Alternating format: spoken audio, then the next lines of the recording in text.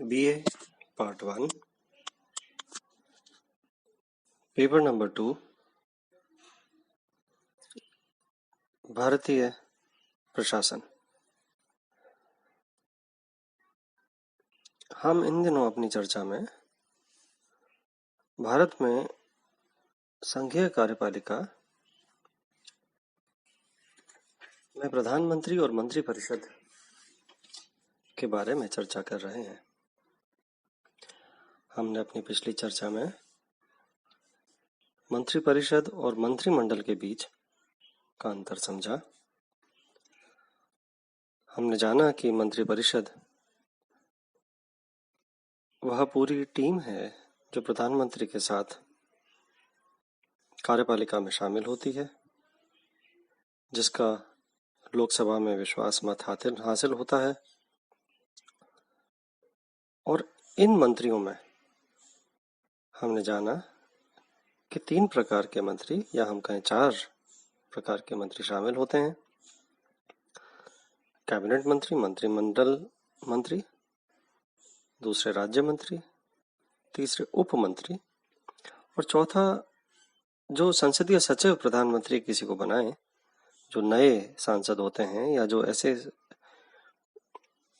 सांसद, प्रॉमिसिंग सांसद, जिनको कि भविष्य मानते हैं प्रधानमंत्री ऐसा है, यंग हैं, लेकिन आगे जाकर अनुभव से वो अच्छा कार्य कर सकते हैं, तो उनको ट्रेनिंग के लिए, उनको जैसे कोई सीखने के लिए मौका देना चाहें तो वो मंत्रियों के साथ जोड़ने के लिए उन्हें संसदीय सचिव बनाया जा सकता है।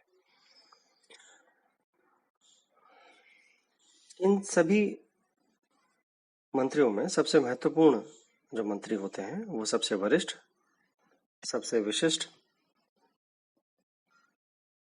इम्पोर्टेंट मंत्रालयों को संभालने वाले कैबिनेट मंत्री, मंत्रिमंडल मंत्री। तो ये जो मंत्रिमंडल मंत्री होते हैं, ये मंत्रिपरिषद का कोर होता है। ये सबसे केंद्र में स्थित, माने हम, मंत्रिपरिषद का केंद्र बिंदु होता है। अब मंत्रिमंडल की शक्तियां और कार्य क्या होते हैं, हम इनको आज समझना शुरू करते हैं। मंत्रिमंडल को जो ब्रिटिश शासन पद्धति थी की भांति ही भारतीय प्रशासन का हृदय माना जाता है। ब्रिटिश मंत्रिमंडल के संबंध में विविध उक्तियां भारतीय मंत्रिमंडल संबंध में भी लागू होती हैं। जो बातें ब्रिटिश मंत्रिमंडल के लिए कही जाती हैं, जैसे मैं आपको बताऊं, लावेल ने मंत्रिमंडल को राजनीतिक वृत्तखंड के मेहराब के बीच का पत्थर कहा। जॉन मरियट ने मंत्रिमंडल वह धुरी है जिस पर प्रशासन चक्र घूमता रहता है। ग्लैडस्टोन का कहना है कि मंत्रिमंडल मंत्रिपरिषद का वह सूर्य पिंड है जिसके चारों ओर अन्य पिंड घूमते रहते हैं। मतलब इन सभी लोगों ने मंत्रिमंडल को केंद्र माना है, धुरी माना है सारे प्रशासन का, क्योंकि सारे प्रमुख निर्णय यही होते हैं। सबसे बड़े सरकार के मंत्री यही लोग हैं, यही लोग सबसे ज्यादा शक्ति रखते हैं, दिशा देते हैं सरकार को।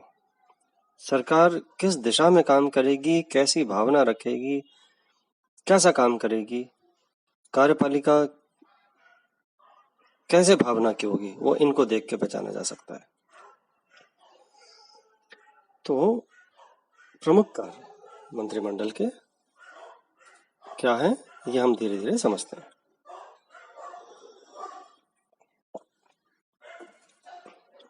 पहला बात तो यह कि मंत्रिमंडल का सबसे महत्वपूर्ण कार्य है राष्ट्रीय नीति निर्धारण करना। मंत्रिमंडल यह निश्चय करता है कि आंतरिक क्षेत्र में प्रशासन के विभिन्न विभागों के द्वारा और वैदेशिक क्षेत्र में दूसरे देशों के साथ संबंध के विषय में किस प्रकार की नीति अपनाई जाएगी। मंत्रिमंडल के द्वारा नीति निर्धारण कर चुकने के बाद संबंध विभागों के द्वारा इस नीति के आधार पर विभिन्न विधेयक संसद में प्रस्तुत किए जाते हैं। इस प्रकार कानून निर्माण का कार्य बहुत कुछ सीमा तक मंत्रिमंडल की इच्छा अनुसार ही होता है। यह कहने का अर्थ यह है कि जो भी नीति सरकार बनाएगी, जो भी सरकार प्रस्ताव लाएगी, संसद में लाएगी या जनता के समक्ष लाएगी, कोई भी नया रूल आएगा, कोई कानून आएगा, लॉ आएगा, वह सब कहाँ से विचार उत्पन्न होता है उसका? मंत्रिमंडल से। जैसे मैं अभी आपको बताऊं, आज हम 2 अक्टूबर गांधी जयंती के दिन हम अपने पिछले दिनों को अगर याद करें तो अभी लेटेस्ट जो बिल आए हैं, हमारे विधेयक आए हैं, संसद के अंदर अभी पारित हुए हैं, जो किसानों से संबंधित थे या हमारे श्रमिकों से संबंधित भी थे, कई सारे बिल आए। 3 तो ऐसे थे जो विधेयक जो किसानों से संबंधित थे, कृषि उपज मंडियों से संबंधित थे। अब यह जो नीति अपनाई सरकार ने, नई नीति जो सरकार ने निर्धारित की, जिसको लेकर विधेयक के रूप में वो सामने आए, वो नीति कहाँ तय हुई? अगर आपने इन दिनों न्यूज को फॉलो किया हो तो आपने सुना होगा कि सरकार के ही एक राजनीतिक दल जो सरकार में पहले शामिल थे, शिरोमणि अकाली दल, उनके नेता जो हैं हरसिमरत कौर बादल, जो कैबिनेट मंत्री रही, उन्होंने मंत्री पद से इस्तीफा दिया। और बाद में जो उन्होंने वक्तव्य दिया, अभी देखिए, मैं आपको पिछली क्लासेस में ही बताया मैंने आपको कि मंत्रिमंडल में गोपनीयता होती है, तो उन्होंने जब तक मंत्रिमंडल में थी तब तक कभी ऐसी बात बाहर आके नहीं बोली कि वो मंत्रिमंडल में जो प्रस्ताव आए हैं उनका विरोध करती हैं। जब उन्होंने विरोध करना चाहा खुले में, पब्लिक में, तो उन्होंने पहले मंत्रिमंडल से इस्तीफा दिया। मंत्रिमंडल से इस्तीफा देने के पश्चात वो बाहर आकर के, सरकार को छोड़ने के बाद वो बाहर आके बोलने के लिए फ्री हो गई, और बाहर आके उन्होंने बोला कि इस सरकार ने मंत्रिमंडल के अंदर हमने जितना भी विरोध किया इस नीति का, उसको कुछ नहीं सुना। तो मंत्रिमंडल के अंदर मैं इनसे आपको दो बातें समझाना चाह रहा था। एक बात तो वो गोपनीयता वाली थी कि जब तक वो मंत्रिमंडल में रही, हरसिमरत कौर बादल ने कभी उस समय आवाज नहीं दी, बाहर आकर के कभी नहीं बोला, गोपनीयता को उन्होंने बरकरार रखा। फिर जब उन्होंने रिजाइन कर दिया, सरकार को छोड़ दिया, कैबिनेट से बाहर आ गई, तब उन्होंने पब्लिक में जो स्टेटमेंट दिया, उससे हमें यह पता चलता है कि कैबिनेट के अंदर डिस्कशंस होते हैं। मंत्रिमंडल वह जगह है जहां से सारी नीतियां निर्धारण होती हैं, नीतियां बनती हैं, उन पर डिस्कशंस होते हैं और सरकार अपनी दिशा पे चलती है। तो मंत्रिमंडल ही वो जगह है जहां राष्ट्रीय नीति निर्धारित की जाती है। उसी आधार पे सब कानून बनाए जाते हैं, उसी आधार पे, उसी दिशा में प्रशासन कार्य करता है, रूल्स बनते हैं। जो मंत्रालय और नीचे विभाग हैं वो अपने नियम तय करते हैं, जो नीतियां तय होती हैं मंत्रिमंडल से। तो यह स्पष्ट हो जाता है, मैंने जो आपको एग्जाम्पल दिया अभी, लेटेस्ट एग्जाम्पल है ये, कि मंत्रिमंडल ही वो जगह है जहां सभी विधि, विधेयक और उन सबका प्रारूप डिस्कस किया जाता है, उनको दिशा दी जाती है। इसके बाद वो संसद में पेश होता है।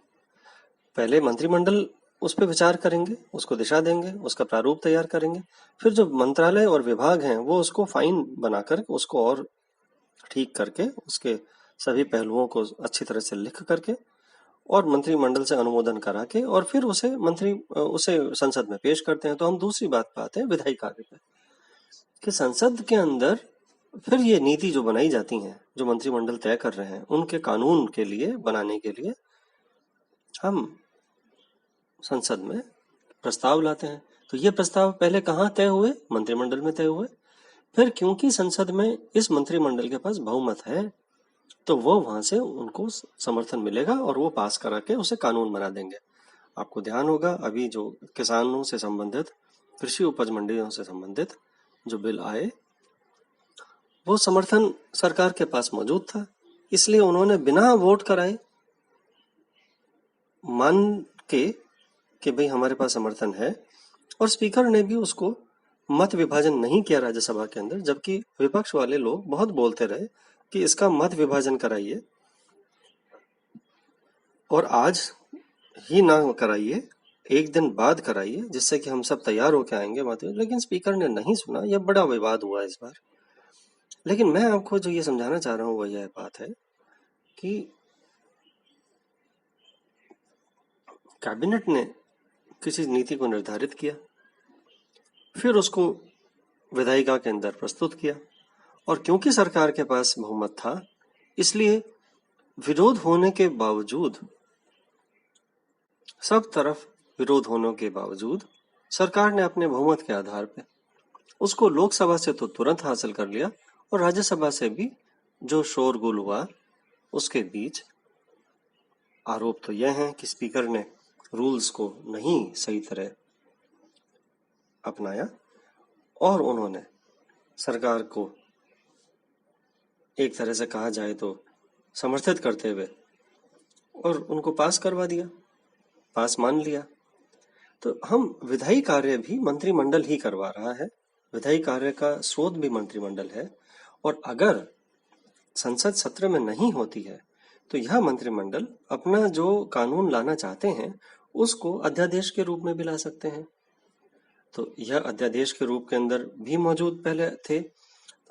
अध्यादेश की हमने आपको बताया था, आर्टिकल 123 के तहत राष्ट्रपति द्वारा ये कानून लाया जा सकता है। मैंने अपने पिछले लेसन्स में, पिछली चर्चाओं के अंदर आपको ये बातें बताई थी, जिसके अंदर मैंने आपको बताया था कि जब संसद सत्र में नहीं होती और मंत्रिमंडल या जो सरकार है वो कोई कानून लाना चाहती है तो वो उसको अध्यादेश के तरीके से ला सकती है। वह कानून संसद से पारित कानून के बराबर शक्ति रखेगा, लेकिन जब संसद सत्र में आएगी तो उसके 1 महीने के भीतर उसे संसद से पारित कराना होगा। आप मेरी पिछली कक्षाओं के अंदर ये बातें समझ गए होंगे। तो विधायी कार्य भी मंत्रिमंडल ही तय करता है। कौन से विधेयक आएंगे, कैसे पास होंगे, क्या उनका प्रारूप होगा, क्या स्रोत होगा, कैसे पॉलिसी बनेगी, ये सब मंत्रिमंडल तय करता है।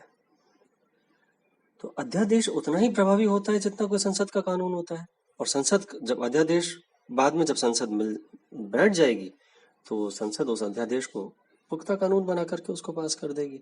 अब क्योंकि मंत्रिमंडल के पास संसद में बहुमत है तो वो कोई भी बिल पास करा लेते हैं।